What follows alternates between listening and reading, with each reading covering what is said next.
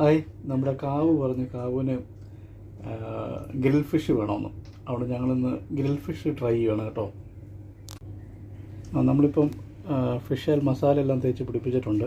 ഇനി നമുക്കൊരു 20 minute rest ചെയ്യാൻ വെക്കാം. ഓക്കെ, അപ്പം നമ്മൾ ഗ്രില്ല് ചെയ്യാൻ പോവാണ്.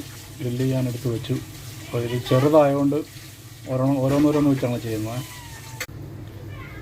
അങ്ങനെ നമ്മുടെ ഫിഷ് ഗ്രിൽ റെഡി ആയിട്ടുണ്ട്. നമുക്കിനി ഇതൊരു പാത്രത്തിലേക്ക് മാറ്റാം.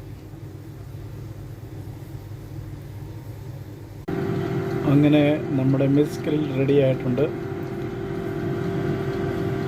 ഓക്കെ, അപ്പം നമുക്കിനിയും ഇതിപ്പോൾ കഴിച്ചു തുടങ്ങാം. Okay, thank you for watching. Cabo റെഡിയല്ലേ? തുടങ്ങാം.